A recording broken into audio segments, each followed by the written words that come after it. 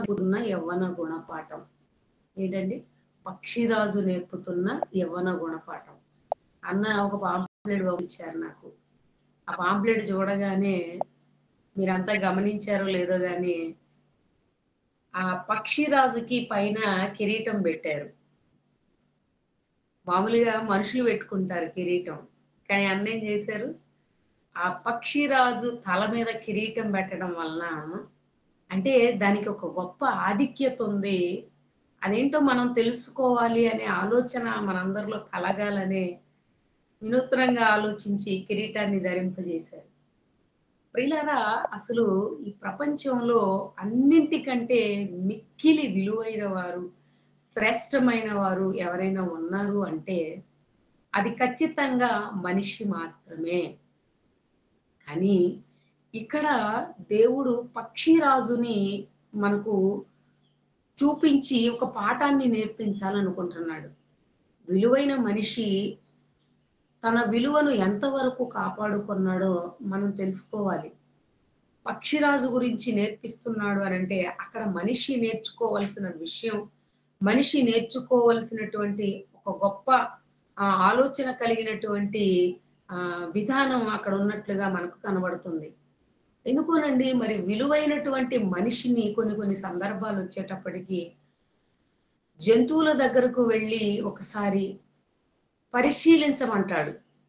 నిజంగా దేవుడు మనల్ని ఉన్నతంగా సృష్టించినా, మరెందుకో మనిషి తనకున్నటువంటి ఉన్నత స్థితిని కోల్పోయి, మరలా మనుషులు పురుగుల దగ్గరికి, జంతువుల దగ్గరికి, పక్షుల దగ్గరకు వెళ్లి నేర్చుకోవాల్సినటువంటి పరిస్థితి దాపురించింది. అలాంటి పరిస్థితిని తెచ్చుకున్నదెవరు అంటే మనమే. మనమే మనకున్నటువంటి ఉన్నత స్థితిని కోల్పోతున్నాం. ఒకసారి దేవుడు చెప్పినటువంటి మాటను ఈరోజు మనం ఆలోచన చేద్దాం.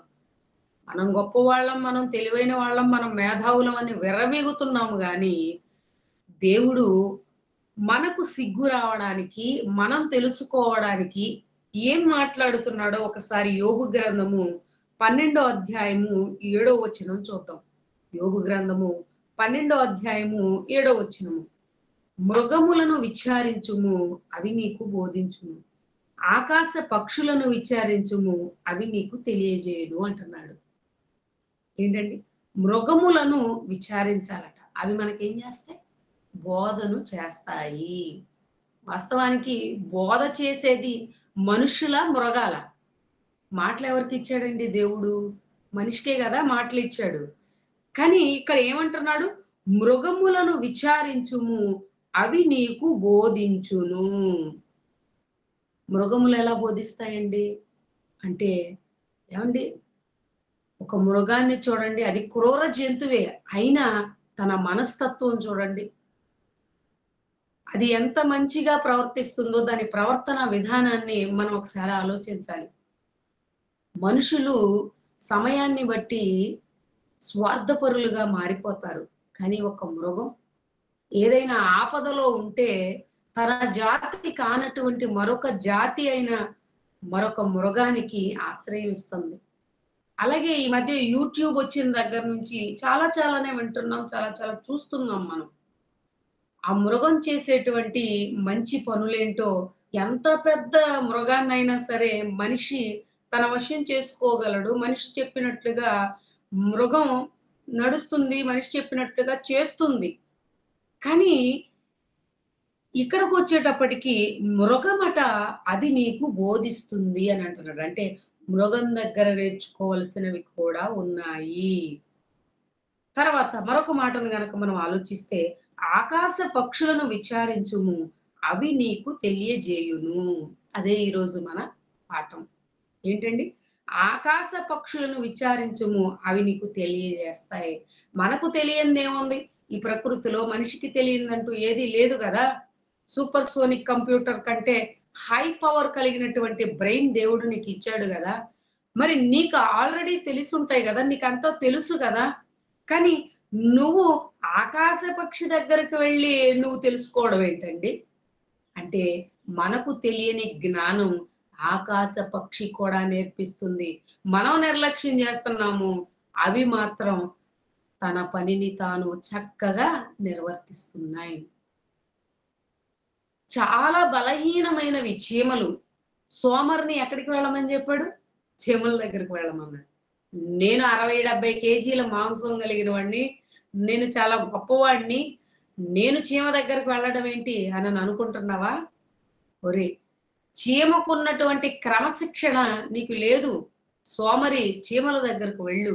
అదెంత చక్కగా తన కాలంలో ఆహారం కూర్చుకుంటుందో తెలుసా? నువ్వు సోమరివి. పనున్నప్పుడు ఇంట్లో పడుకుంటావు. పని లేనప్పుడు పని కోసం వెళతావు. అందుకే ఒరేయ్ సోమరి నువ్వెక్కడికి వెళ్ళాలో తెలుసా? చీమ దగ్గరకు వెళ్ళిపోయి వాటి నడతను కనిపెట్టు. వాటికి ఎంత క్రమశిక్షణ అండి. నీకుందా క్రమశిక్షణ? అందుకే దేవుడు ప్రకృతిలో ఉన్నటువంటి ప్రతి దానిని చూపించి మనకు పాఠం నేర్పించాలనుకుంటున్నాడు. మృగాన్ని చూడమన్నాడు. ఆకాశ పక్షిని చూడమన్నాడు. చీమలను చూడమన్నాడు. వీటన్నింటిని చూస్తే మనకేమొస్తుంది? మనకు బుద్ధి కలుగుతుంది. మనకు జ్ఞానం కలగాలి అనంటే, ఒరేయ్ నువ్వు విర్రవీగుతున్నావు గదా! నువ్వు విర్రవీగుతున్నావు గానీ, నీకు చాలా లోపాలున్నాయి. వీటిని చూసి నేర్చుకోవాలి అని జెప్పాడు. ఈరోజు మనం పక్షి గురించి నేర్చుకుంటున్నాం గనక, ఆకాశ పక్షులను విచారించమన్నాడు గనక, నిజంగా ఈ వేకువ జామున ఆకాశ పక్షిని గూర్చి మనం విచారణ చేద్దాం. నిజంగా పక్షులు ఎంత యాక్టివ్‌గా ఉంటాయండి. మనుషులందరికంటే ముందుగా లేచేవేంటండి? పక్షులు. పక్షులు ఉదయాన్నే లేచి కిలకిల రావాలతో ఆ పక్షులు చేసే ఆ సందడికి మనసంతా గూడా ఉల్లాసంగా ఉంటుంది గదా! ఈ మధ్య కాలంలో ఆ పక్షులు చేసే ఆ సందడి గూడా మనకు వినపడటం లేదు. కాస్త పల్లెటూరులో ఏమన్నా వినిపిస్తుందేమో గానీ, సిటీల్లో మాత్రం అసలు ఆ సందడే లేదు. ఒకప్పుడు కోడి కూయగానే లెగుద్దాం అనుకునేవాళ్ళు. ఎందుకంటే అందరికన్నా ముందు లేచేదేంటి? కోడి. చాలా మంది మీలో ఇప్పుడు ఆన్‌లైన్ క్లాస్‌కి లేవడానికి కోడి కూతను పెట్టుకునే వాళ్ళు గూడా ఉంటారు. ఎందుకంటే ఆ కోడి అరవగానే లేద్దామని జెప్పేసి. అంటే ఉదయాన్నే ఒక కోడి మేల్కుంటుంది. కానీ మనం నిద్రావస్థలో ఉన్నాం. ఇప్పుడు ఆకాశ పక్షి అయినటువంటి దీని గురించి పక్షిరాజు గురించి మనం నేర్చుకోబోతున్నాము. ఈ పక్షిరాజు గురించి అసలు ఆయన ఎక్కడ చెప్పాడు? ఏంటి? ఒకసారి మనం యెషయా గ్రంథంలో చూద్దాం. యెషయా గ్రంథము 40వ అధ్యాయము 31 వచనం ఒకసారి మనం జాగ్రత్తగా ఆలోచిద్దాం ప్రియులారా. యెషయా గ్రంథము 40వ అధ్యాయము 31 వచనము. యెహోవా కొరకు ఎదురు చూచువారు నూతన బలమును పొందుదురు. వారు పక్షిరాజు వలె రెక్కలు చాపి పైకి ఎగురుదురు. చాలా మంది సేవకులైన వాళ్ళు, చాలా మంది బోధకులైన వాళ్ళు ఈ మాటను ఎక్కువగా ప్రస్తావిస్తారు గానీ, అసలు దీని వెనుక ఉన్నటువంటి పరమార్థం ఏంటో అర్థం చేసుకోలేకపోయారండి. ఇంతకీ ఇక్కడ వీళ్ళకు నచ్చిందేంటయ్యా అనంటే, వారు పక్షిరాజు వలె రెక్కలు చాపి పైకి ఎగురుదురు, అలయక పరిగెత్తుదురు, సొమ్మసిల్లక నడిచిపోవుదురు. కష్టాల్లో ఉన్నప్పుడు, నష్టాల్లో ఉన్నప్పుడు, అలసట రాకుండా, మనం వెనకడుగు వేయకుండా ఓపిక తెచ్చుకోవడానికి ఇదిగోండి ఇలాంటి వాక్యాలను ఉపయోగిస్తా ఉంటారు. కానీ అసలు దేవుడు ఇన్ని పక్షులుంటే, ఇన్ని ఈ ప్రపంచం మీద సుమారుగా కొన్ని కోట్ల పక్షి జాతులున్నాయి. మరి వీటిలో వేటిని కూడా ప్రస్తావించకుండా కేవలం పక్షి జాతిని, పక్షిరాజును మాత్రమే ఎందుకు ఇక్కడ మనకు తెలియజేశాడు? దానిలో ఉన్నటువంటి ఆ ప్రత్యేకత ఏంటో మనం నేర్చుకోవాలి. ఈ మాట ఇలాగే ఉంచండి. మరొక మాటను మనం చూద్దాం. కీర్తనల గ్రంథము 103 అధ్యాయము 5 వచనం చూద్దాం. కీర్తనల గ్రంథము 103 అధ్యాయము 5 వచనం మనం చూస్తున్నాం. ఇక్కడ ఏమనుందంటే, పక్షిరాజు యవ్వనము వలె నీ యవ్వనము క్రొత్తదగుచుండునట్లు మేలుతో నీ హృదయమును సంతృప్తి పరచుచున్నాను అంటున్నాడు. ఈ మాటలు చూడగానే చాలా ఆనందం వేస్తా ఉంటది. ఏంటి? పక్షిరాజు యవ్వనం వలె. అంటే పక్షిరాజుకి యవ్వనం ఉంది. ఆ యవ్వనం పక్షిరాజు యవ్వనం వలె నీ యవ్వనము క్రొత్తదగుచుండునట్లు అన్నాడు. యవ్వనం అనగానే చాలా మందికి కాస్త ఆనందం వేస్తా ఉంటదండి. ఎవరు యవ్వనాన్ని కాదనుకుంటారండి. యవ్వనంలో బాల్య దశలో ఉన్న వాళ్ళైతేనేమో త్వరగా యవ్వనంలోనికి రావాలని కోరుకుంటారు. యవ్వనంలో ఉన్నవాళ్ళు ఈ యవ్వనం ఇలాగే ఉండాలి. వృద్ధాప్యంలోనికి వెళ్ళకూడదు అని దాని కొరకు పడే తంటాలు అంత ఇంత గాదు. అయితే ప్రియమైన దేవుని పిల్లలారా, ఇక్కడ పక్షిరాజు యవ్వనం గురించి ఇక్కడ మాట్లాడుతున్నాడు అంటే, పక్షిరాజు యవ్వనం వలె నీ యవ్వనము క్రొత్తదగుచుండునట్లు. ఏవండి, యవ్వనం అనేది ఒకసారి వచ్చిన తర్వాత మరలా ఆ యవ్వనం అలాగే ఉండిపోతుందా? ఉండదు గదా! రోజులు గడుస్తున్న కొలది, సంవత్సరాలు గడుస్తున్న కొలది యవ్వనం అనేది తరిగిపోతూ ఉంటుంది. అలా ఉండాలి అని ఈ మధ్య చాలా మంది చాలా ప్రయోగాలు జేశారు గానీ, ఉపయోగం ఏమీ లేదు. అవన్నీ వేస్ట్. కానీ పక్షిరాజుకి యవ్వనము క్రొత్తదవుతుందట. ఎలా క్రొత్తదవుతుంది? అసలలాంటి ఛాన్స్ ఉందా? ఒకవేళ అలాంటి ఛాన్సే మనుషులకు కూడా ఉంటే, మనుషులు ఎప్పుడూ కూడా నవయవ్వనంగా ఉంటారు గదండీ! కానీ అది సాధ్యపడదు. దేవుడు ఒకప్పుడు అవ్వను, ఆదామును సృష్టించినప్పుడు ఎలా సృష్టించాడండి? యవ్వనులుగానే గదా సృష్టించాడు. వాళ్ళకు బాల్యం లేదు. యవ్వన దశలోనే వారిని సృష్టించాడు. మరి అలాంటి యవ్వనాన్ని పొందుకున్నటువంటి వాళ్ళు దేవుడు చెప్పిన మాటను మీరి, ఆయన ఆజ్ఞను మీరి వాళ్ళు తప్పు చేశారు. వాళ్ళు వారికున్నటువంటి నవయవ్వనాన్ని వాళ్ళు కోల్పోయారు. వృద్ధాప్యాన్ని సంతరించుకున్నారు. వృద్ధాప్యంలోనికి వాళ్ళు వెళ్లారు. మరి వృద్ధాప్యంలోనికి వెళ్ళిన తర్వాత మరలా యవ్వనంలోనికి రావడం ఎలాగండి? అసలది సాధ్యపడుతుందా? ఎలా సాధ్యపడుతుంది? కానీ మరిక్కడేంటి? పక్షిరాజు యవ్వనము వలె నీ యవ్వనము క్రొత్తదగుచుండునట్లు మేలుతో నీ హృదయమును తృప్తిపరచుచున్నాను అననంటున్నాడు. ఇక్కడ దేవుడు చెప్పాడు అనంటే ఖచ్చితంగా అది జరిగి తీరుతుంది. మనుషుల మాట మనం నమ్మకూడదు గానీ, దేవుని మాటను మనం ఖచ్చితంగా నమ్మొచ్చండి. ఆయన మాట అంత జీవము గలిగినది. ఆయన మాటలు ఎప్పటికీ కూడా తప్పిపోనటువంటివి. అంటే పక్షిరాజుకి ఎలాగైతే యవ్వనం వస్తుందో, అలాగే మనకు కూడా నవయవ్వనం మనకు రాబోతుంది. ఈ విషయాన్ని మీరు నమ్ముతారా? నమ్మాలి. దేవుడు చెప్పాడు అనంటే ఖచ్చితంగా అది జరిగి తీరుతుంది. ఇంతకీ మనకు యవ్వనం ఎలా వస్తుందో తెలియాలి అనంటే, పక్షిరాజుకు యవ్వనం ఎలా వస్తుందో మనం తెలుసుకోవాలి. ఇప్పుడు పక్షిరాజుకు ఎలాంటి యవ్వనం వస్తుంది అననంటే, పక్షిరాజు అననంటే గ్రద్ద. మీ అందరికీ తెలుసు. ఈ గ్రద్ద చాలా పైకి ఆకాశంలో చాలా పైకి ఎగురుతూ ఉంటదండి. చాలా దూరంగా కొన్ని పక్షులు కనిపిస్తా ఉంటాయి. పక్షులన్నింటిలో కల్లా చాలా ఎత్తులో ఎగరగలుగుతుంది ఇది. ఇంకా చెప్పమంటారా? మనమైతే వర్షం పడుతుంటే ఎక్కడైనా చెట్టు గాని, లేదంటే ఎక్కడైనా తడవకుండా ఉండే ఆశ్రయాన్ని మనం జూసుకుంటాం గానీ, గ్రద్ద ఏం జేస్తుందో దెలుసా? మేఘాల నుంచి వర్షం పడతంటే, మేఘాల అవతలకు వెళ్ళిపోయి తడవకుండా ఉండగలదు దెలుసా? ఇంత జ్ఞానమా?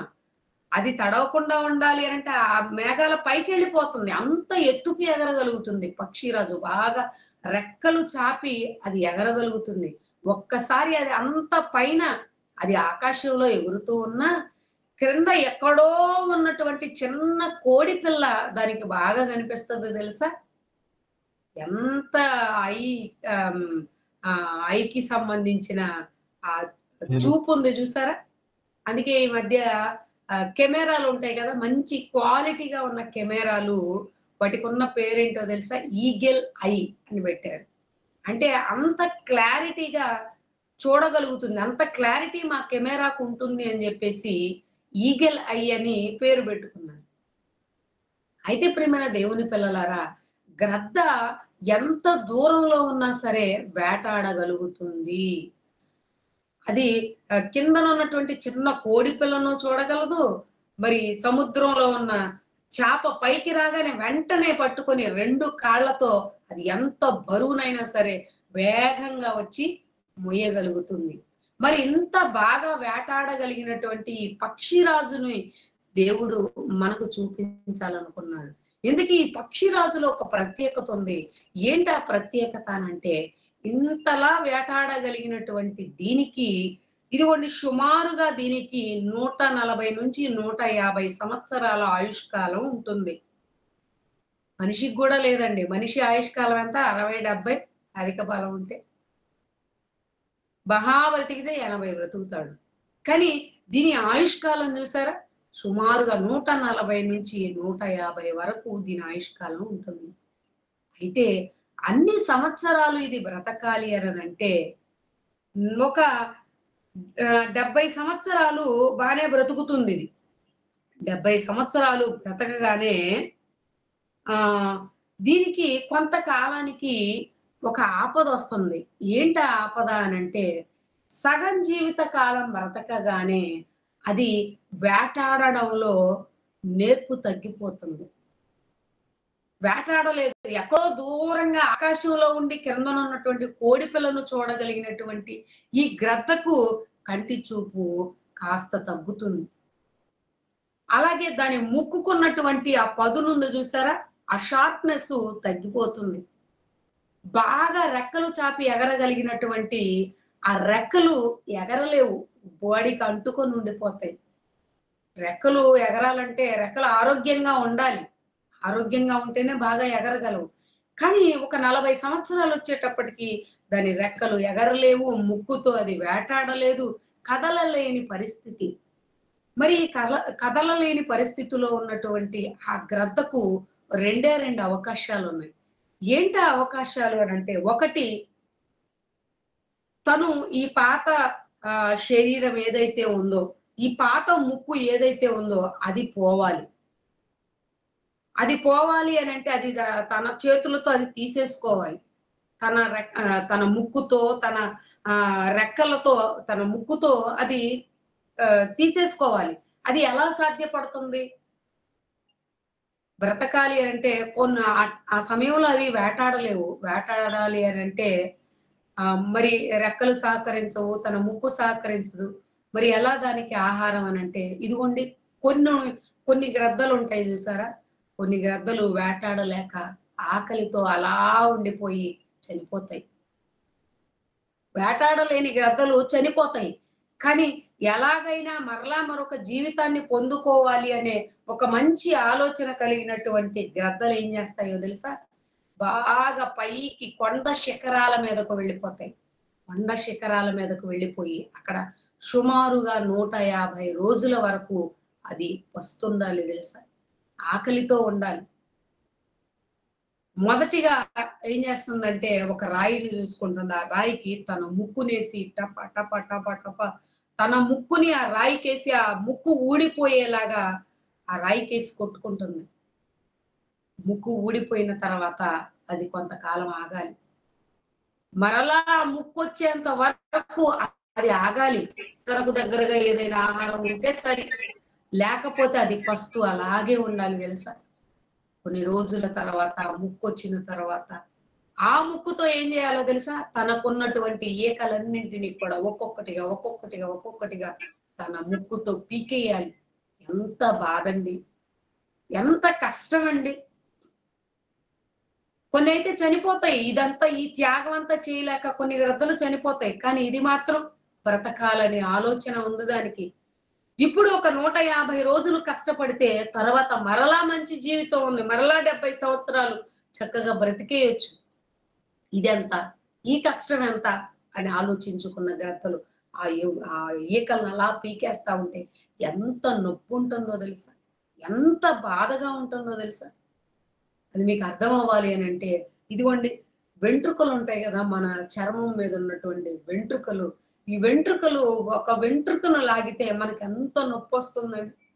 అలాంటిది ఒక ఈక ముక్కుతో లాగాలి అంటే తన చేతులతో అది తనంతట తాను ఊడిపోతే పర్వాలేదు గానీ కొన్ని ఈకలు రాలిపోతా ఉంటాయి. అప్పుడప్పుడు మనం కోడీకలు, కాకులకుండే ఈకలు చూస్తా ఉంటాం. అవి ఊడిపోతాయి. ఊడిపోతే అంత నొప్పుండదు గానీ, తనంతట తానుగా పీకేసుకుంటే ఎంత నొప్పుంటుందో తెలుసా? ఆ భారాన్నంతటిని కూడా భరిస్తుంది. ఎందుకు? తరువాత రాబోయేటువంటి మంచి జీవితం కోసం, ఆ మంచి జీవితం కోసం అది ఎదురు జూస్తుంది. తర్వాత తన కాళ్ళకున్నటువంటి గోళ్ళు, ఆ గోళ్ళు కూడా వాటికి ఆ బండలకేసి కొట్టుకుని ఆ గోళ్ళు గూడా ఊడిపోతాయి.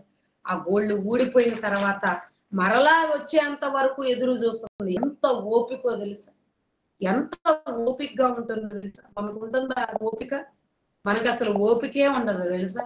మనిషికి వెయిటింగ్ అంటేనే చెడ్డ చిరాకు గదా! ఎవరైనా పలానా టైంకి పలానా టైంకి వస్తానని చెప్పి ఒక అరగంటో ఒక గంటో లేట్ చేసాడు అనుకోండి, ఇంకోసారి వాళ్ళ మాట నమ్ముతాం మనం? మనకసలు వెయిటింగ్ అన్నా ఇలాంటివన్నీ చాలా చిరాకు. కానీ అది ఎంత చక్కగా ఎదురు చూస్తుందండి రాబోయే ఆ జీవితం కోసం. ఎదురు చూసి మరలా రెక్కలు, ఆ ముక్కు, ఆ గోళ్ళు ఇవన్నీ వచ్చేంత వరకు కూడా వెయిట్ చేసి మరలా మునుపటి కంటే మరీ ఎక్కువ వేగంగా అది వేటాడగలదు తెలుసా? మరలా నూతన జీవితం, క్రొత్త జీవితం తనకొస్తుంది. దాని కొరకు ఈ 150 రోజులు కష్టపడింది. కష్టపడి తనకొక మంచి జీవితాన్ని పొందుకోవాలని చూసింది. ప్రియమైన దేవుని పిల్లలారా, అందుకే దేవుడు ఇక్కడ ఆహ్, ఏమన్నాడు మనతో? యోబు గ్రంథం 12 అధ్యాయం 7 వచనంలో ఆకాశ పక్షులను విచారించుము అవి నీకు తెలియజేయును అన్నాడు. ఆకాశ పక్షుల గురించి ఇదిగోండి ఈ మధ్య మీడియా వచ్చిన తర్వాత పక్షిరాజును గురించినటువంటి వివరణను యూట్యూబుల్లో పెడుతూ ఎవరో జ్ఞానులైన వాళ్ళు ఒకరిద్దరు చెప్పడం చూసాము గాని, దేవుడు ఎప్పుడో ఈ మంచి యవ్వనం గురించి ఇదిగో నాయనా నువ్వు యవ్వనం కావాలి అనంటే దేనికోసమో ప్రాకులాడడం కాదు నాయనా. ఇదిగో నీకు యవ్వనం రాబోతుంది. తిరిగి నేను మరలా నీకు యవ్వనాన్ని ఇవ్వబోతున్నాను. ఇదిగో నువ్వు ఈ 60, 70 సంవత్సరాల జీవిత కాలం ఈ భూమి మీద ఒక గ్రద్ద ముందు జీవితం ఎలాగైతే ఉందో, తర్వాత ఇవ్వబోయేటువంటి జీవితం కూడా ఉంది అని తెలపడానికి, ఇదిగోండి పక్షిరాజు యవ్వనం వలె నీ యవ్వనం క్రొత్తదవుతుంది. మేలుతో నీ హృదయమును తృప్తిపరచుచున్నాడు అని చెబుతున్నాడండి. ఎంతమందికి అర్థమైంది ప్రియమైన దేవుని పిల్లలారా? ఈ విషయాలు మనకు అర్థం కావు గానీ, ఈ భూమి మీద ఉండగానే మనకి ఏవో కావాలి. అందంగా ఉండటానికి ఆ క్రీములు, ఈ క్రీములు అని జెప్పేసి మొఖం మీద చిన్న మచ్చొచ్చినా కూడా ఓర్చుకోలేరు గదా! చిన్న నరిసిన వెంట్రుకొచ్చినా గూడా వెంటనే దానికి తెల్ల వెంట్రుకకి వెంటనే నల్లని రంగేయాలనుకుంటాం. ఈరోజు ప్రపంచంలో చూడండి బ్యూటీకి సంబంధించినటువంటి ఎన్ని పార్లర్స్ వచ్చాయండి. Beauty parlours. ఆడవాళ్ళే అనుకుంటే ఆడవాళ్ళకు మించి మగవాళ్ళకొచ్చేసాయి. ఎందుకు? యవ్వనం ఎప్పుడు యవ్వనంగా ఉండాలి. ఈ యవ్వనాన్ని నువ్వు కోరుకుంటే వచ్చేది కాదు. మరి ఎలా వస్తుంది? పక్షిరాజు యవ్వనం వలె నీ యవ్వనం కొత్తదవుతుంది అని చెప్పాడు గదా! మరి ఆ యవ్వనం ఎలా వస్తుంది అనంటే, దేవుడు బైబిల్ గ్రంథంలో రాయించి పెట్టాడు. దానిని మనం నిర్లక్ష్యం జేస్తున్నాం. అందుకే మనం సోమరి అయిన గ్రద్దల వలె ఉంటున్నాం. ఆకలితో చచ్చిపోయే గ్రద్దల్లా ఉంటున్నాము గానీ, మరలా రాబోయేటువంటి ఆ జీవితాన్ని పొందుకోవడానికి ఇష్టపడే వారిగా ఈరోజు ఎంతమందుంటున్నారు.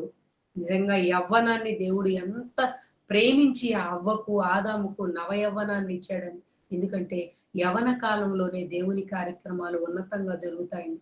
ప్రతి ఒక్కరికి యవ్వనమే కావాలి. రాజకీయ నాయకులకైనా, వర్క్ చేసే వర్కింగ్ ఏరియాలోనైనా ఎవరికైనా సరే ఎవరు కావాలండి? యవ్వనులు కావాలి. వృద్ధులను ఎవరైనా తీసుకుంటారా? 60 ఏళ్ళు దాటిన వారిని ఎవరిని ఏ ఉద్యోగంలోనికి తీసుకోరు. యవ్వనం అనేది బాగా ఫలించే కాలం. ఈ యవ్వనంలో దేవుని కొరకు ఉన్నతంగా మనం కార్యాలు చేయగలం.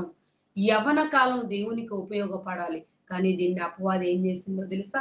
అపవాది తనకు సాధనంగా మార్చుకొని అనేకులను తన వైపు మళ్ళించుకొని దేవునికి దూరం చేస్తుంది. నిజంగా దేవుడు ఒక మాటను మనకు జ్ఞాపకం చేస్తున్నాడు చూడండి. 1 యోహాను పత్రిక 2వ అధ్యాయము 14వ వచనంలో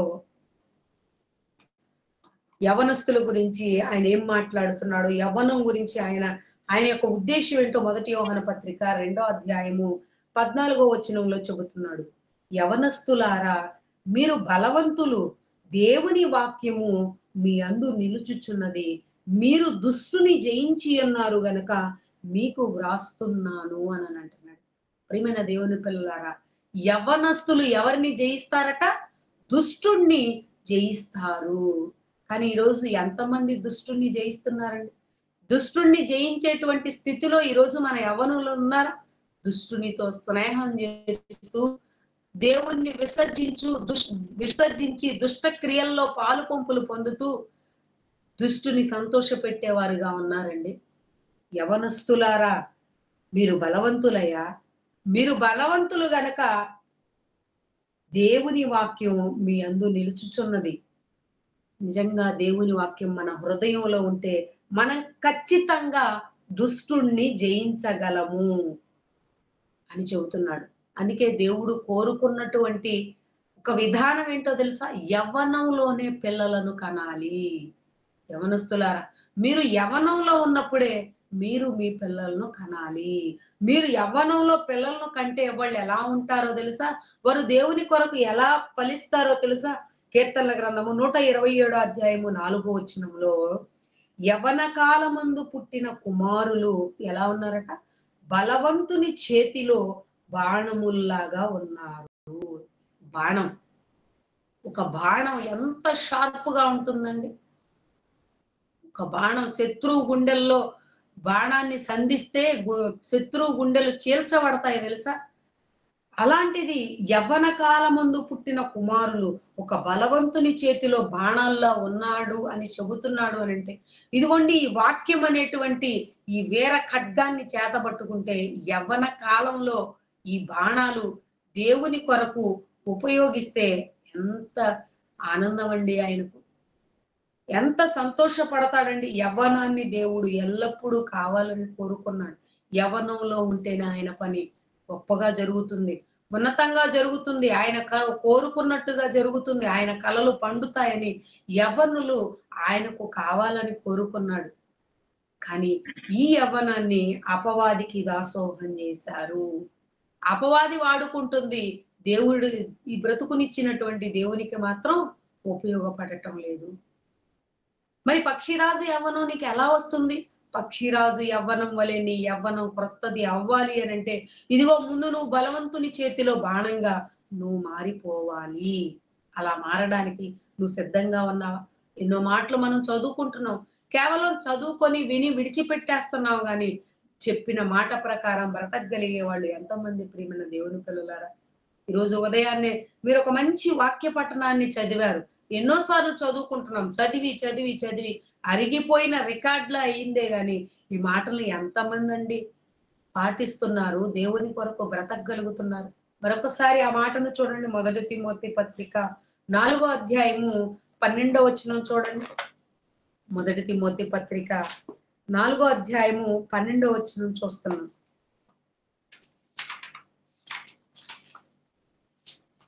యవ్వనాన్ని దేవుడు ఎలా కావాలని కోరుకున్నాడో ఈ మాటలో మనకు చాలా చక్కగా అర్థమవుతుంది. మొదటి తిమోతి పత్రిక 4 అధ్యాయము 12 వచనము. నీ యవ్వనం యవ్వనమును బట్టి ఎవడునూ నిన్ను తృణీకరింపనీయకుము గాని, మాటలో గాని, ప్రవర్తనలో గాని, ప్రేమలోను, విశ్వాసములోను, పవిత్రతలోను విశ్వాసులకు మాదిరిగా ఉండాలి అంటున్నాడండి.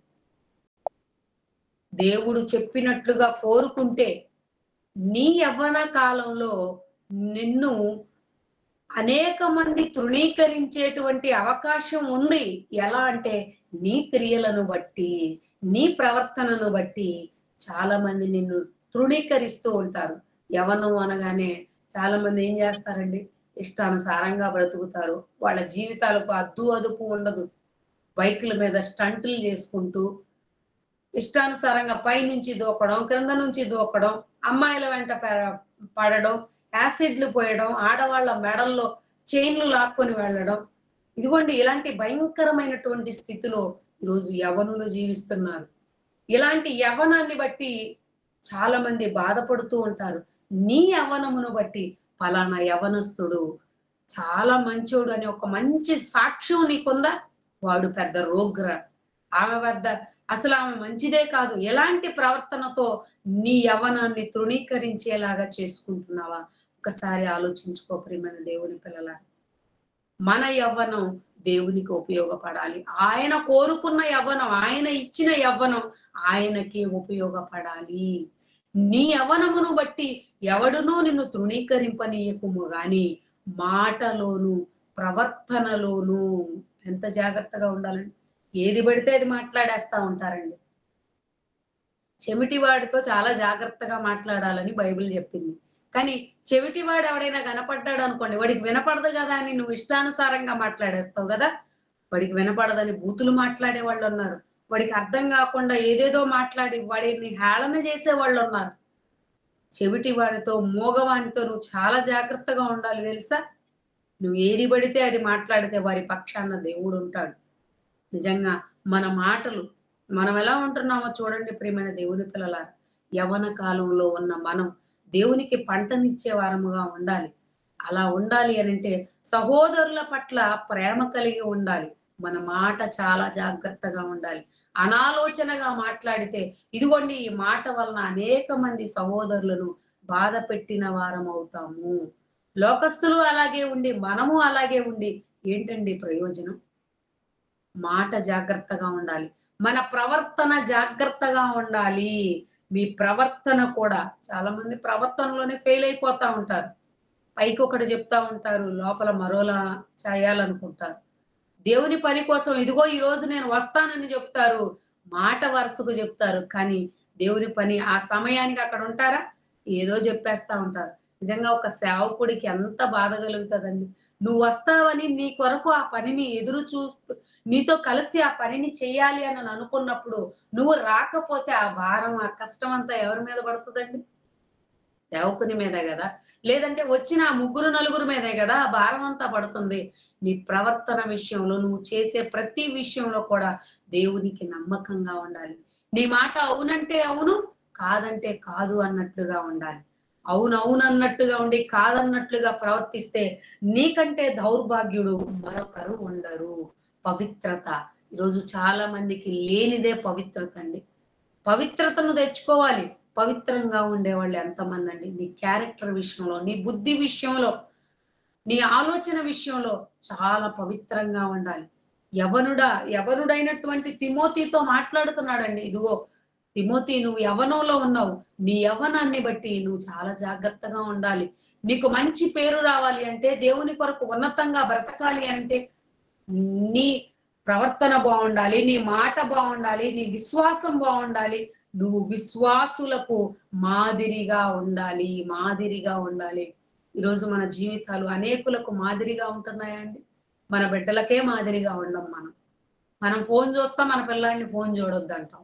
మనం ఏం మాదిరిగా ఉన్నాం? మన పిల్లల దగ్గరే మనం ఫెయిల్ అయిపోతా ఉంటాం. ఇంకా సమాజంలో ఎలా ఉంటాం ప్రియమైన దేవుని పిల్లలారా? విశ్వాసులకు మాదిరిగా ఉండాలి. మన విశ్వాస జీవితం పడిపోకూడదు. ఎప్పుడు కూడా అనేకులకు పలానా అక్క, ఫలానా అన్న చాలా మంచివాళ్ళు. దేవుడంటే వారికి చాలా అమితమైన ప్రేమ. పలానా అక్క దగ్గరకు వెళితే నాకు మంచి మాటలు దొరుకుతాయి. నా మనసు స్థిమితంగా ఉంటుంది. దేవుని మాటలు చెబుతారు. వాళ్ళ దగ్గరకు వెళ్ళాలి. వాళ్ళతో కలిసి దేవుని పనిలో ఉండాలి. వాళ్ళతో కలిసి దేవుని పరిచర్యలో ఉండాలి అనే సాక్ష్యం మీకుందా? అందరిలాగే మీరు గూడా ఏముందిలే అక్కతో కాసేపు జోకులేయొచ్చు, కాసేపు మాట్లాడుకోవచ్చు, అన్నతో జోక్‌గా ఉండొచ్చు. ఆ అన్న భలే జోకులేస్తాడు, భలే నవ్విస్తాడు. కాసేపెళ్లి అక్కడ ఎంజాయ్ చేసొద్దాం. ఇలా ఇలా మాదిరిగా ఉన్నారుగా మీరు. ఎలా మాదిరిగా ఉన్నారు. ప్రియమైన దేవుని పిల్లలారా, యవ్వనంలో తిమోతి ఎంత దేవుని కొరకు కష్టపడ్డాడండి. ఒక సేవకునికి ఎంత సహకారిగా ఉన్నాడు. పౌలు గారు పడినటువంటి కష్టం అంతా ఇంతా గాదు. ఒకప్పుడు సౌలుగా ఉన్నప్పుడు తన జీవితం వేరు. బహు హింసకుడుగా, దూషకుడుగా ఉండి క్రైస్తవులందరిని కూడా చంపేసేటువంటి పరిస్థితి. ఇళ్ళలో ఉన్నటువంటి వారిని బయటికి తీసుకొచ్చి స్త్రీలను సైతం చంపేశాడండి. అంత భయంకరమైనటువంటి స్థితిలో ఉండి, తాను మారిన తర్వాత పౌలు లాంటి జీవితం యేసుక్రీస్తు తర్వాత పౌలు అంత మంచి జీవితాన్ని పౌలు గారు గడిపారు. మరి అంత మంచి భక్తునికి, అంత మంచి సేవకునికి పరిచర్య చేసేటువంటి అదృష్టం ఎవరికి దక్కింది? పౌలు గారికి దక్కింది. మరి మనం సేవకులకు సహకారులుగా ఉంటున్నామా మనం? ఒక సేవకునికి సహకారిగా ఉంటేనే ఆయన జీవగ్రంథంలో ఖచ్చితంగా నీ పేరు రాసుకుంటానంటున్నాడే. మరి ఆ విధంగా మనం ప్రవర్తించగలుగుతున్నామా? ఇంకా మరొక మంచి మాటను ఆయన ఏం జ్ఞాపకం చేస్తున్నాడు? కీర్తనల గ్రంథము 110 అధ్యాయము 3 వచనంలో ఒక చక్కని మాటను మనకు జ్ఞాపకం చేస్తున్నాడు. కీర్తనల గ్రంథము 110 అధ్యాయము 3 వచనములో నీ యవనస్తులలో శ్రేష్ఠులు పరిశుద్ధాలంకృతులై మంచు వలె అరుణోదయ గర్భము నుండి నీ యొద్దకు వచ్చెదరు అంటున్నాడండి. నిజంగా ఎంత మంచి మాట అండి. నీ యవనస్తులలో శ్రేష్ఠులు. నీ యవ్వనాన్ని శ్రేష్టంగా మార్చుకున్నావా? నీ యవ్వనం పరిశుద్ధంగా మార్చుకున్నావా? పరిశుద్ధాలంకృతులై నీ పరిశుద్ధతను బట్టి నువ్వు అలంకరింపబడతావు. పరిశుద్ధాలంకృతులై మంచు వలె అరుణోదయ గర్భములో నుండి నీ యొద్దకు వచ్చెదరు. మంచు వలె ఉదయాన్నే వచ్చేటువంటి అరుణోదయం అది ఎంత చక్కగా ఉంటదండి. చీకటి మబ్బులు చీల్చుకుంటూ ఇదిగోండి ఇప్పుడే ఎండ అలా బయటికి వస్తా ఉందనుకోండి. ఎంత బావుంటదండి దాన్ని చూడడానికి. దాని కొరకు చాలా మంది ఆశపడతా ఉంటారు. ఈ మధ్య డాక్టర్స్ గూడా ఏం జెప్తున్నారు? ఉదయాన్నే వచ్చే ఎండ చాలా మంచిది. ఉదయాన్నే వాకింగ్ జేయండి. డి విటమిన్ ఉంటుందని జెప్పేసి వాళ్ళు విటమిన్‌ల గురించి జెప్తారు. కానీ ఇక్కడ దేవుడు ఏమంటున్నాడు? నీ యవనస్తులలో శ్రేష్ఠులు పరిశుద్ధాలంకృతులై మంచు వలె అరుణోదయ గర్భం నుండి నీ యొద్దకు వచ్చెదరు అని అంటున్నారు. అంటే మరలా మనం తిరిగి నవయవ్వనాన్ని సంపాదించుకోవాలి అనంటే మనము ఆయన కొరకు యవ్వనంలో కష్టపడి ఆయన పని చెయ్యాలి. అలా పని చేసిన వారిలో మనకు పౌలు గారు కూడా కనబడతారు. 2 కొరింథీ పత్రిక 4 అధ్యాయం 16, 17 వచనాలు చూద్దాం. పౌలు గారు ఎంతలా కష్టపడ్డారో ఇక్కడ ఆయన జీవితం గురించి ఆయన ఒక మాటను జ్ఞాపకం చేస్తున్నాడు. కావున మేము అధైర్యపడము. మా బాహ్య పురుషుడు కృషించుచున్నను, ఆంతర్య పురుషుడు దినదినము నూతనపరచబడుచున్నాడు. మేము దృశ్యమైన వాటిని చూడక అదృశ్యమైన వాటిని నిదానించి చూచుచున్నాము. కనుక క్షణమాత్రముండు మా చులకని శ్రమ మా కొరకు అంతకంతకు ఎక్కువగా నిత్యమైన మహిమ భారమును కలుగజేయుచున్నది అని అంటున్నాడు. ప్రియమైన దేవుని పిల్లలారా, ఈ మాటను మనం చాలా జాగ్రత్తగా ఆలోచించాలండి. మేము అధైర్యపడము అని అంటున్నాడు భక్తుడు. కానీ మనకు కష్టాలు రాగానే, నష్టాలు రాగానే వెంటనే మనకొచ్చేదేంటి? అధైర్యం. అయ్యో! మేము చేయగలమా? మా వల్ల అవుతుందా? అసలు ఏంటి ఈ పరిస్థితి అని ఫస్ట్‌గా మనం అధైర్యపడతా ఉంటాం. కానీ మనం అలా అధైర్యపడకూడదు. కావున మేము అధైర్యపడము.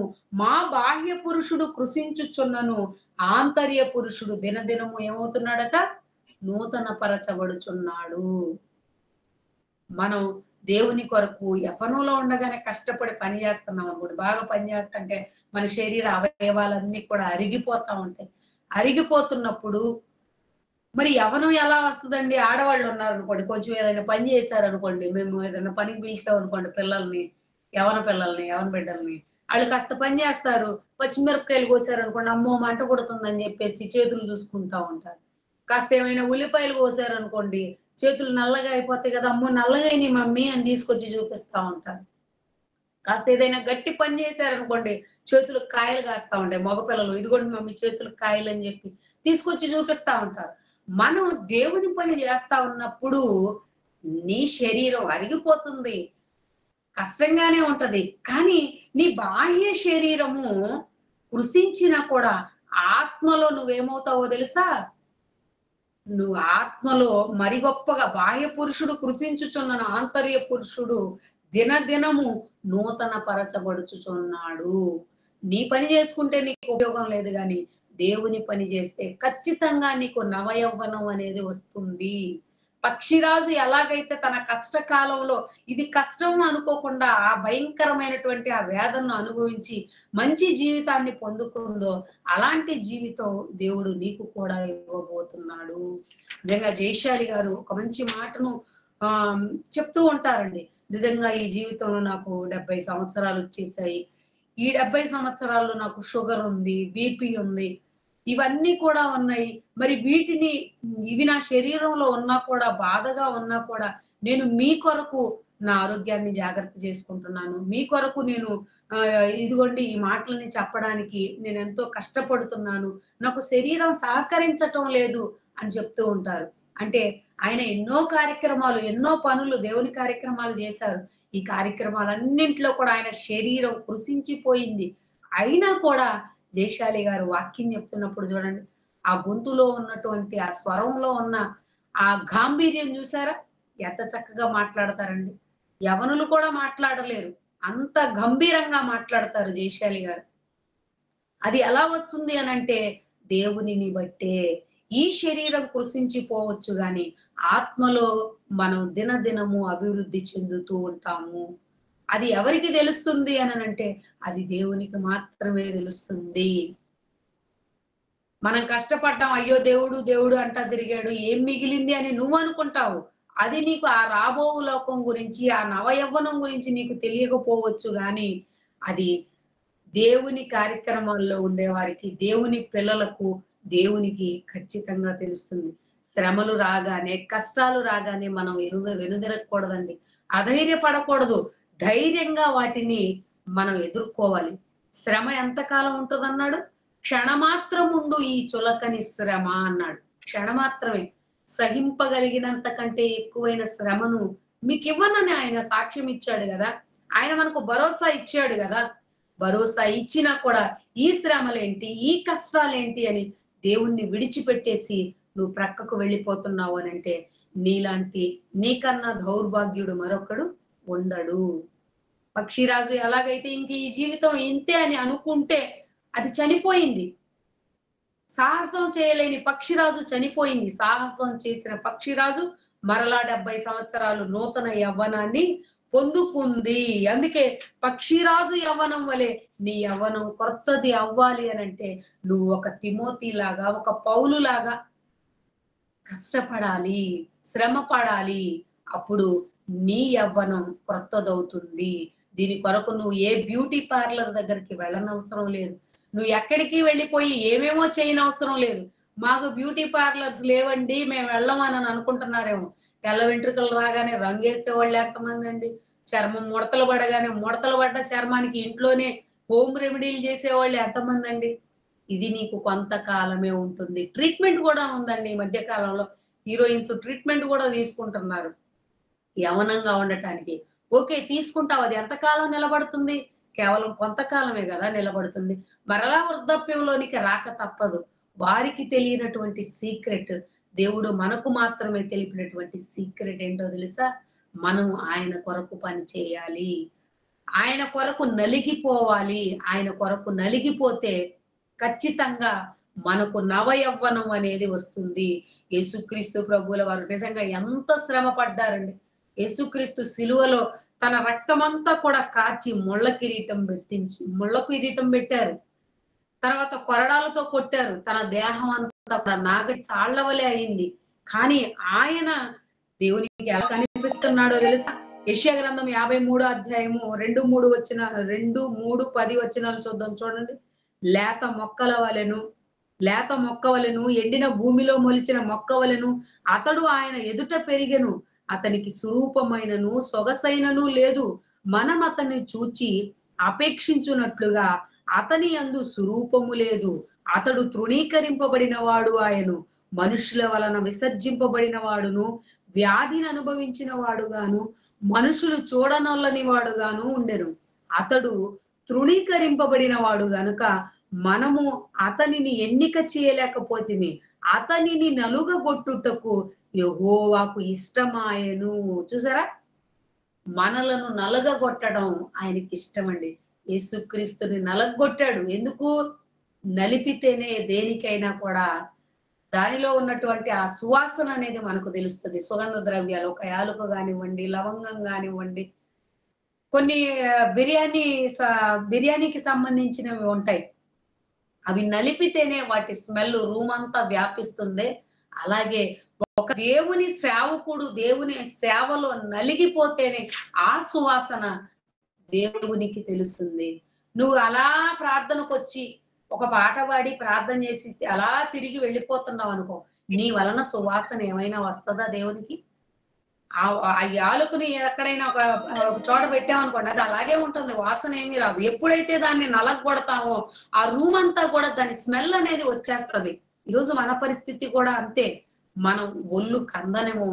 అసలు చిన్న పని చేయడానికి గూడా మనం ఇష్టపడం. మనం ఎప్పుడైతే దేవుని పనిలో ఈ శరీరాన్ని నలగగొడతామో, అప్పుడు దేవునికి ఇష్టంగా ఉంటామండి. ఇదేంటి ఆయన ప్రియ కుమారుడు గదా!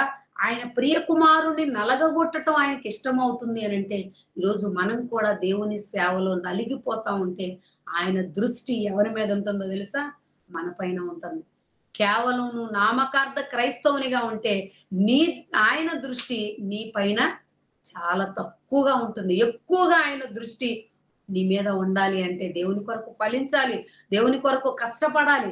అందులో భాగమే ఈరోజు మీరందరూ కలిసి ఇక్కడ కూర్చొని ఈ మాటలు వింటున్నారుగా. ఎక్కడండి? ఎక్కడ గోనేగండ్ల, ఎక్కడ కర్నూలు, ఎక్కడ గుంటూరు. మీరందరూ ఇలా కూర్చొని వాక్యం వింటున్నారు అనంటే దేన్ని బట్టి? దేవుని మాటను బట్టే గదా!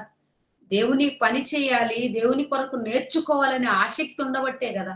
మీరంతా కూడా అననుకూల పరిస్థితిని సైతం అనుకూలపరుచుకొని ఇక్కడ కూర్చున్నారు. అంటే దేవుని కొరకు మనం ఫలించవలసినటువంటి వాళ్ళం. దేవుని సేవలో ఇష్టానుసారంగా బ్రతికే వాళ్ళున్నారు. నామకార్థంగా బ్రతికే వాళ్ళున్నారు. వారిలాగా మనం కూడా బ్రతికితే వారికి మనకు ఏంటండి తేడా? పక్షిరాజు యవ్వనం మీకు కావాలా? ఈ భూమి మీద మీ యవ్వనాన్ని నిలుపుకోవడం కోసం ఏమేమో చేయనవసరం లేదు గానీ, దేవుని కొరకు చక్కగా మనం ఫలిస్తే ఒక జయశాలి గారి వలె, ఒక యేసుక్రీస్తు వలె, ఒక పౌలు గారి వలె, ఒక తిమోతి వలె మనము కూడా నవయవ్వనంగా జీవించగలం. మనుషులు అనుకోవచ్చు మనం ముసలైపోయాం, మనం అందవిహీనంగా ఉన్నామని మనుషులు అనుకోవచ్చు. కానీ దేవుని కొరకు కష్టపడుతున్నప్పుడు ఆయనకు మనం ఎలా కనిపిస్తామో తెలుసా? సువార్త ప్రకటించు వాని పాదములు సుందరములు అన్నారు. మట్టిలో తిరిగే పాదాలు మట్టి కొట్టుకొని ఉంటాయి. కాళ్ళు పగిలిపోయి ఉంటాయి. అందవిహీనంగా మనకు కనిపిస్తాయి. కానీ దేవునికి ఎలా కనిపిస్తున్నాయి? సుందరంగా కనిపిస్తున్నాయి. పక్షిరాజు యవ్వనం వలె నీ యవ్వనం క్రొత్తది అవ్వాలి అననంటే నువ్వు దేవుని పనిలో ఉండు. అందుకే పక్షులను చూడమన్నాడు. అవి మనకు బోధిస్తున్నాయి. బోధిస్తున్నాయా? ఇంత చిన్న విషయాన్ని తీసుకొని జయశాలి గారు, మన ఆత్మీయ తండ్రి గారు ఎంత విలువైనటువంటి మాటలు మనకు నేర్పించారు ప్రియమైన దేవుని పిల్లలారా. కష్టం వచ్చినప్పుడే నిలబడాలండి. పరిస్థితులన్నీ అనుకూలంగా ఉన్నప్పుడు నిలబడితే ప్రయోజనం ఏముందండి? కష్టంలోనే నిలబడాలి. బాధలోనే నిలబడాలి. దేవుణ్ణి దూషించకూడదు. కనీసం మన కంటి వెంట నీరొచ్చినా సరే, మన దేవుణ్ణి మనం ఏం చేస్తున్నట్లో తెలుసా? అవమానపరుస్తున్నట్లు. మన కంటి వెంట నీరొస్తే ఆయన బాధపడతాడు. ఎందుకంటే, క్షణమాత్రముండు ఈ చులకని శ్రమ అన్నాడు. శ్రమను ఎప్పుడైతే మనం చులకనగా చూస్తామో, అప్పుడు శ్రమలు మన యొద్ద నుంచి పారిపోతాయి. చివరిగా ప్రకటన గ్రంథం 2వ అధ్యాయము 10వ వచనం చూద్దాం చూడండి. 10 దినములు శ్రమ కలుగును, మరణము వరకు నమ్మకముగా ఉండుము. నేను నీకు జీవ కిరీటాన్నిస్తాను అని అంటున్నాడు. 10 దినములంటే 10 రోజులు లెక్కేసుకోకండి. 1, 2, 3, 4, 5, 6 అని. 10 దినములంటే కొద్ది కాలం ఈ లోకంలో ఉంటున్నాం గదా! ఈ లోకంలో దేవుని కొరకు బ్రతకాలి అనుకున్నప్పుడు అయిన వాళ్ళ ద్వారా అవ్వచ్చు, బంధువుల వలన అవ్వచ్చు, స్నేహితుల వలన అవ్వచ్చు, తల్లిదండ్రుల వలన అవ్వచ్చు, ఎవరి వలనైనా సరే మనకు శ్రమలు కలుగుతాయి. కొద్ది కాలమే. కొద్ది కాలము శ్రమ కలుగును. మరణము వరకు నమ్మకముగా ఉండుము. నేను నీకు జీవ కిరీటము ఇచ్చేదను. ప్రియమైన దేవుని పిల్లలారా, మనమంతా ఇంత కష్టపడుతున్నాం. కష్టపడుతున్న మనం మన జీవితాలు ఎలా ఉండాలో తెలుసా? జీవ కిరీటాన్ని పొందుకునే అంత గొప్పగా మన జీవితాలు ఉండాలి. ప్రారంభం బావుండి, ముగింపు అర్ధాంతరంగా ఒక భయంకరమైనటువంటి స్థితిలో మనం చనిపోయామనుకోండి, మనకన్నా దౌర్భాగ్యులు మరొకరు ఉండరు. కనుక ప్రియమైన దేవుని పిల్లలారా, మనము దిగంబరులము కాక వస్త్రము ధరించుకున్న వారముగా కనబడాలి. పరలోకము నుండి మన నివాసము దీనిపైన ధరించుకొనని అపేక్షించుచు దీనిలో మనం మూలుగుతూ ఉందాం. మూలుగుదాం. ఈ శరీరంలో మూలుగుతూనే ఉందాం. కానీ ఆత్మలో మాత్రం ఎప్పటికీ నవయవ్వనంగా ఒక పక్షిరాజు వలె పక్షిరాజు నేర్పుతున్న పాఠాన్ని ఈరోజు మనం నేర్చుకున్నాం గనక, పక్షిరాజు ఎలాగైతే తన జీవితాన్ని సంతోషకరంగా ముగించినటువంటి ఆ పక్షిరాజు వలె మనం ఉండాలి. సోమరి అయిన పక్షిరాజు వలె మనం ఉండకూడదు. ప్రియులారా, కేవలం ఈ మాటలు విని విడిచిపెడితే మనకు ప్రయోజనం లేదు గాని, కనీసం దేవుని కొరకు ఎలా బ్రతకాలి? కొద్ది కొద్దిగా ఆయన ఒక్కొక్క మాటనైనా మన జీవితాల్లో అన్వయించుకొని, విశ్వాసం విషయంలో, ప్రేమ విషయంలో, సత్కార్యం విషయంలో, కృప చూపే విషయంలో, దేవుని కార్యక్రమాలు ఉన్నతంగా చేసే విషయంలో అనేకులకు ఆదర్శవంతంగా మనమంతా ఉండాలని తెలియజేస్తూ మరి నా మాటలు ముగిస్తున్నాను.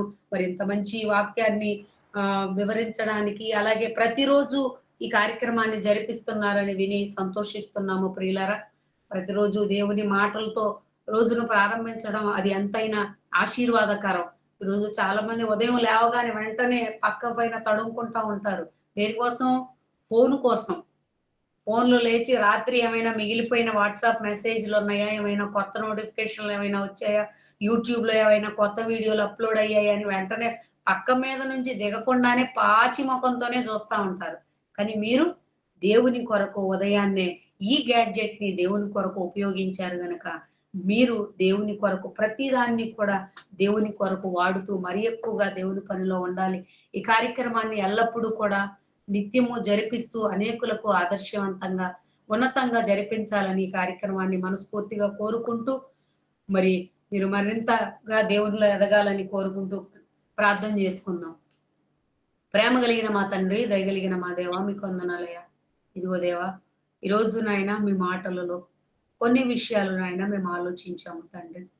ఈ మాటలు నాయన మా జీవితాల్లో అన్వయించుకుంటూ నాయన తండ్రి మేము మీ కొరకు ఉన్నతంగా బ్రతుకుతూ నాయన పక్షిరాజు వలె తండ్రి రెక్కలు చాపి నాయన పైకి ఎగురుతూ నాయన మీ దగ్గరకు చేరిపోవాలి నాయన.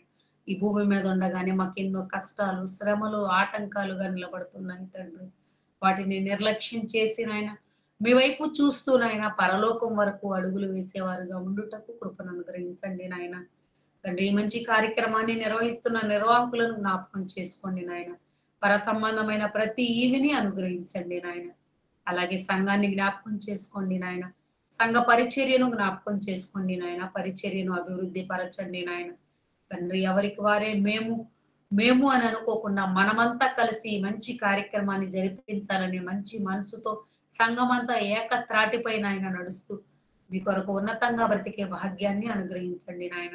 తండ్రి ఈ మీటింగ్ లో నాయన ఎందరైతే తలలు వంచి నాయన మీ సన్నిధిలో మీ ప్రేమ కొరకు నాయన ఎదురు చూస్తున్నారో వారందరికీ నాయన మీ చిత్తం అయితే నాయన వారి కోరికలను తీర్చండి నాయన. వారి అక్కర్లను తీర్చండి నాయన.